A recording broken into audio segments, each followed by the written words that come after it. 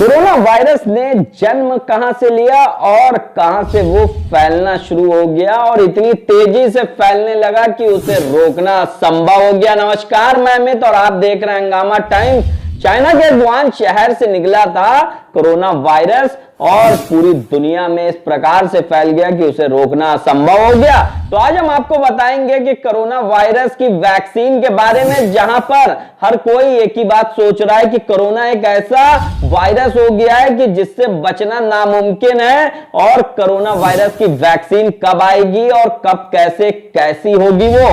तो आइए डालते हैं कोरोना वैक्सीन से जुड़ी एक बड़ी खबर पर नजर और सारे सवालों के जवाब के साथ में आज आपके भी सवाल खत्म हो जाएंगे कोरोना वायरस के वैक्सीन को लेकर के।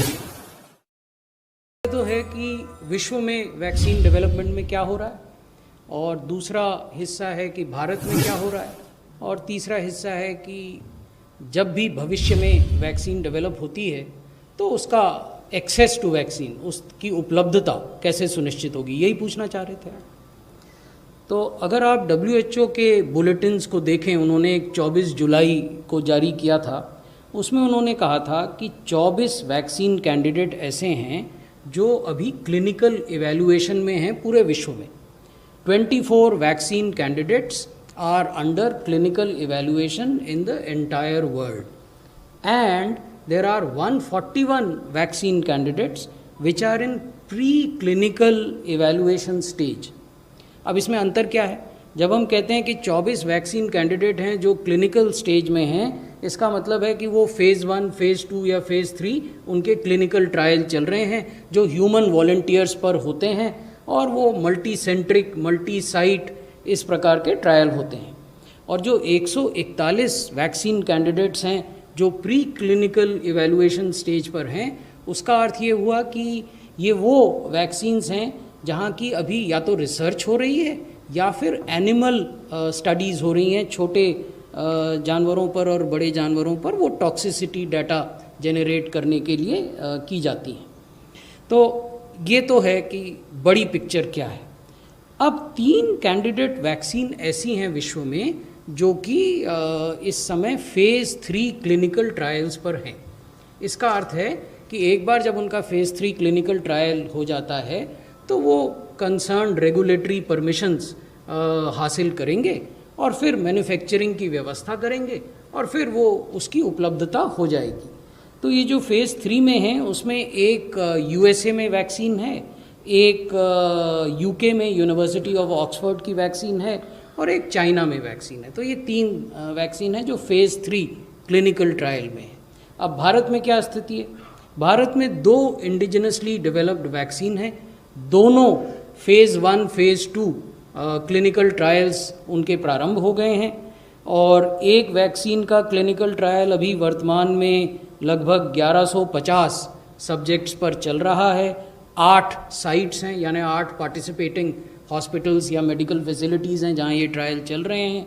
दूसरी वैक्सीन है जो 1000 सब्जेक्ट्स पर इस्तेमाल की जा रही है देश के भीतर, और ये 5 साइट्स पर इसके ट्रायल्स चल रहे हैं। लेकिन ये चीज़ भी कहनी महत्वपूर्ण है, और पूर्व में इसको DG ICMR कह चुके हैं कि जब भी कोई वैक्सीन डेवलप होती है, चाहे भारत के भीतर या भारत के बाहर, क्योंकि वैक्सीन मैन्युफैक्चरिंग का एक बहुत बड़ा हब भारत है, तो भारत की एक बहुत बड़ी भूमिका वैक्सीन के मैन्युफैक्चर में रहेगी, चाहे वो स्वदेशी वैक्सीन हो या विदेशी वैक्सीन हो। अब है वैक्सीन की उपलब्धता।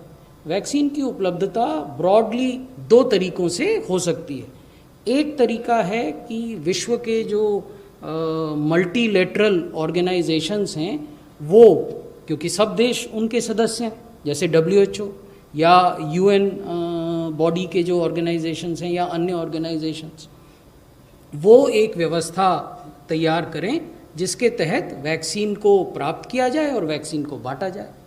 दूसरा तरीका है कि इंडिविजुअल देश नेगोशिएट करें उन लोगों से जिनकी वैक्सीन सक्सेसफुल हो जाए, क्योंकि अभी तो 3 वैक्सीन हैं जिनके फेज़ 3 ट्रायल चल रहे हैं, 24 हैं जिनके अभी क्लिनिकल ट्रायल अलग अलग स्टेज पर हैं, और 141 हैं जहां अभी क्लिनिकल ट्रायल शुरू ही नहीं हुए। तो इंडिविजुअल देश कर सकते हैं। WHO ने एक मैकेनिज्म बनाया, मैं उसको देख रहा था, उसका नाम है एक्सेस टू कोविड-19 tools accelerator. In brief it is called ACT, ACT, access to कोविड-19 टूल्स एक्सेलरेटर एक्ट। ये WHO ने एक मैकेनिज्म बनाया जो इस उद्देश्य से बनाया गया कि वैक्सीन, डायग्नोस्टिक किट्स, ड्रग्स, इन सबको एक्सेस कैसे प्रदान की जाए सभी दुनिया के देशों को। और इस एक्ट नामक मैकेनिज्म के तहत एक फैसिलिटी बनाई गई है जिसका नाम है कोवैक्स। ये केवल वैक्सीन के लिए डेडिकेटेड है और इसमें WHO के अलावा GAVI, global alliance for vaccine and immunisation, और CEPI, coalition for epidemic preparedness innovations, दोनों में भारत सदस्य है और बहुत अग्रणी भूमिका निभाता है। गावी में भी भारत सदस्य है और लीडिंग रोल प्ले करता है, और सेपी में भी भारत सदस्य है और लीडिंग रोल प्ले करता है। तो WHO, गावी और सेपी ने मिलके ये कोवैक्स फैसिलिटी तैयार की है और इस फैसिलिटी का मैंडेट ये है कि वो सभी सदस्य देशों की जो वैक्सीन की आवश्यकता है उसको पूल करे, pooling the requirement of vaccine in member countries, और जो लोग मैन्युफैक्चर करेंगे उनकी जो कैपेसिटी है उसको भी पूल करें। तो और फिर जब ये दोनों पूल बन जाएंगे तो इनकी मैचिंग करें। तो ये तो अंतर्राष्ट्रीय संस्थाएं जो काम कर रही हैं जिनमें भारत भी सदस्य, वो मैंने आपको बताया। इसके अतिरिक्त मैंने ये बताया कि इंडिविजुअल देश, इंडिविजुअल कंट्रीज ये एग्रीमेंट कर सकते हैं, नेगोशिएट कर सकते हैं वैक्सीन मैन्युफैक्चर।